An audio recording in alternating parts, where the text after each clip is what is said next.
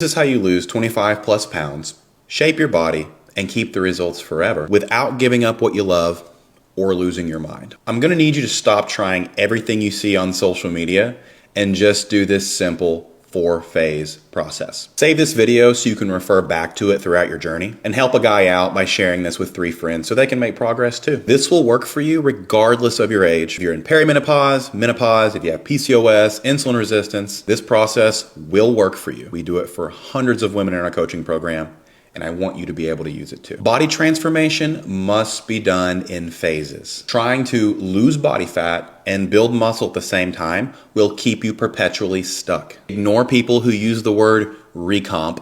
This is how you recomp. Phase 1 is body fat reduction. This phase can take 6 months to a year depending on where you're currently at. If you're still watching after I just said that, congrats, you're an adult who wants to do this right, instead of gaining and losing the same 30 pounds over and over. Body fat reduction requires a caloric deficit, which simply means at the end of the day, your body doesn't have excess material, aka calories, left over. So it has no choice but to consume its own body fat to keep running. If you eat so much excess that there's calories left over, your body doesn't have a reason to consume its own body fat. There's calories to use. Make sense? Cool. To be in a caloric deficit, take your goal weight in pounds, multiply that by 12. That's your calorie goal. Plug that into MyFitnessPal and ignore the recommendations from the app. Those recommendations are for the general populace. You have specific goals. If you're on the shorter side, like 5'3" or under, try current weight times 10. That tends to be more sustainable for those of you who are shorter. You don't have to hit this calorie goal perfectly. You just need to be within a range of it consistently. So if your number is 1,800, for instance, average between 1,600 to 2,000 calories over the course of time. Outside of your calorie goal, the one thing that matters most is your protein intake. For your protein goal, you can take your goal weight in pounds and multiply it by 0.7, or you can just aim for 100 grams or more. Either one will work. The more protein you eat, the better your progress will be. You really can't eat too much protein, unless it puts you over your calorie goal. But even if that happens, you're still okay. Your protein goal will stay the same throughout this entire process, unless you want to increase it, which is fine. It will only help you. For carbs and fat, it truly does not matter. Your eating is meant to fluctuate according to real life. And it makes no sense to set a specific carb or fat goal when it doesn't impact your results. So just focus on your protein goal and your calorie goal. Yes, this means tracking your food, but you don't have to be perfect, and the tools that you gain from tracking your food for a short period of time will benefit you for the rest of your life to where you don't need to track your food. It's a tool that helps you gain skills that are really hard to gain otherwise. So start by just tracking 1 meal per day and then just building on that. Gotta meet yourself where you're at. If you don't want to track your food, then just eat more nutrient-dense foods. These are the foods on the outside of the grocery store aisles. Fruits and veggies, meat, dairy, potatoes, whole grains. You get it. High-protein foods, and try to eat 25 grams of fiber a day as a bonus. The more you do those 3 things, the less likely you are to overeat. And that's really the only thing that, if done consistently, can keep you from progressing. Unpopular opinion based on years of experience: keep delicious processed foods sprinkled into your eating as well. That way your eating isn't so rigid that you end up binging because of cravings and you feel like a failure. I've seen it happen too much. Indulge as well. We need balance. Next important factor is your step count. Step count's really important because it's a depiction of your overall lifestyle. Even if you exercise daily, you're missing a huge opportunity to lose more body fat by not walking. Download the Steps app, see what your weekly total is, and simply add a little bit to that total each week. This way, if and when your weight plateaus, you can just add steps instead of taking away calories and nutrients. Last important factor: strength training. If you're serious about getting awesome body results, you need to embrace getting stronger. Not only will muscle tissue shape your body and increase your metabolism, making every phase easier, it will benefit you for the rest of your life by staving off osteoporosis, keeping your metabolism from dropping as you age, and help you live a lot longer. I'm mainly interested in adding years to women's lives, but an added bonus for you is how you'll look naked. During phase 1, you want to average 0.5 pound to 1.5 pounds of weight loss per week. Average, meaning some weeks your weight will go up. That's completely normal and expected. You're not really supposed to lose weight every single week. Always weigh the same time of day, wearing the same clothing or lack thereof. If you're still having a monthly cycle, only compare weights at the same week of your cycle. For example, don't compare week 1 month to week 3 of another month when your progesterone levels have increased and contributed to water retention. This will subside. I recommend not weighing daily. That's a great way to lose your mind. Weigh weekly, or even better, bi-weekly. No matter what, the scale is going to fluctuate with food and water intake, so it makes no sense to weigh daily. Take your inches of your waist circumference as a more reliable metric of your progress. If your weight plateaus, meaning no decrease in 4 weeks or more, look at your step count, protein intake, and workout consistency. Adjust those to see more progress before you take away calories and nutrients. So many people quit when their weight doesn't move for 2 or 3 weeks. 99% of the time, you just need to get more consistent with your step count,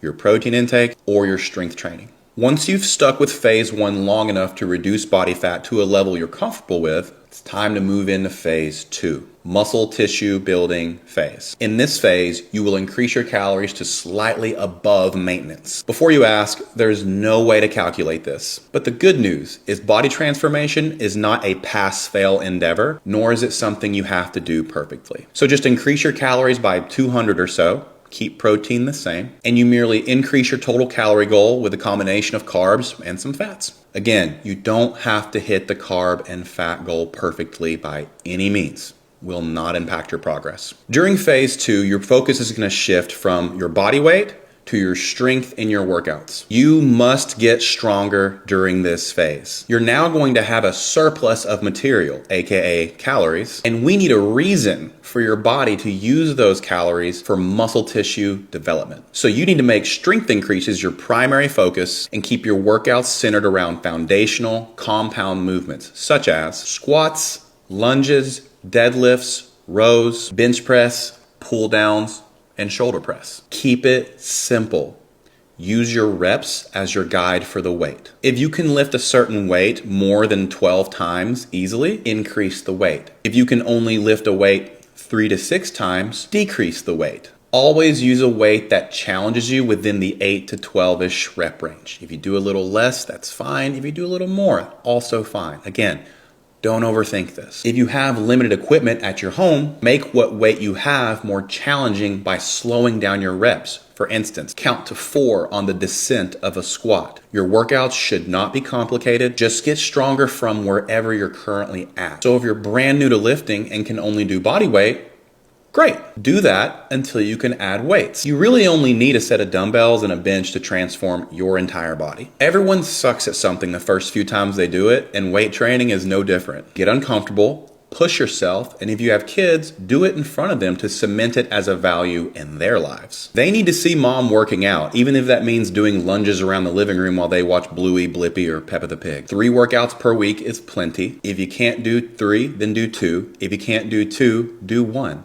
1 is better than 0. You don't need a full hour either. You just need to push your intensity beyond what you did last workout. For instance, if you squatted 100 pounds for 10 reps last week, either go for 100 pounds for 11 or 12 reps, or increase to 110 pounds and go for the same amount of reps. Simply scale whatever you're doing to progressively make your body adapt to a new challenging stimulus. Don't overthink it. Just get stronger. You need to stay in phase 2 as long as possible. The longer you stay in the building phase and the more muscle tissue you build, the better the rest of the process will go and the easier this will be for the rest of your life. I recommend staying in phase 2 for at least 8 months to a year plus. You only increase calories when your strength plateaus, and you only increase calories by about 100 at a time. We do it this way to minimize the chances of gaining excess body fat during this phase. Full transparency, you will gain a little body fat during this phase. That's okay.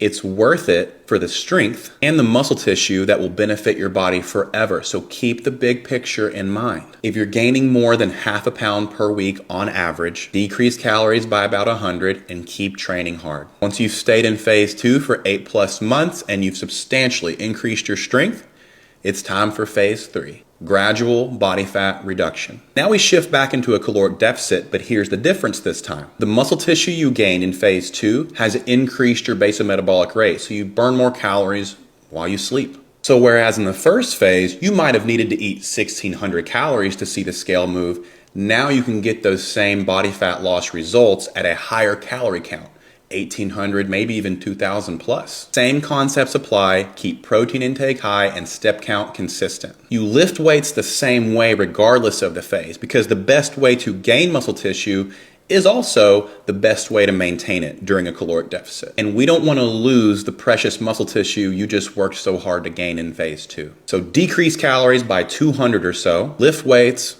walk, weigh bi-weekly at most, and look to lose half a pound to 1.5 pounds per week on average. Again, compare weights from the same week of your cycle, month to month. And when you plateau for 4 weeks or more, increase steps a little bit instead of taking away calories and nutrients. And go as slow as possible. Avoid the urge to rush. If you drop calories too low, you'll lose muscle tissue, which defeats the entire purpose. The finished product is a leaner, healthier, stronger, way more knowledgeable you. And phase 4 is simply maintaining for life. You are now in control of your body. Since you burn more calories at rest, you now have more food freedom. You can indulge more with less repercussions. Throughout this process, you've also cultivated the values of eating a lot of protein, walking a lot, and consuming nutrient-dense foods. Meaning you don't need to rely on motivation because this is simply what you live. During this journey, you learned that in order to live these values consistently, you needed to set boundaries to protect these values. Raising your waterline to embrace these new values and honor yourself might have resulted in a breakup or divorce because honoring your body was a little too much for your insecure partner to handle. As a result of setting boundaries with your kids, they now know that your time is your time and they respect your need to eat healthy and exercise. You've likely lost some people from your circle who got weird when you started to better yourself, but you no longer feel the need to contort yourself or your values to keep them comfortable. You're thriving, you have more energy, and you now understand why all those diets didn't work, because they didn't give you values to live by. If you watch this video to this point, that says a lot about you. A lot of people exit out of the video up to this point because they're still stuck in that never-ending loop of instant gratification. You want to do this thing right, and for that, I'm already proud of you. DM me if you watch this and you have questions. I just want you to win, so I'm here to help. Now, go take what's yours.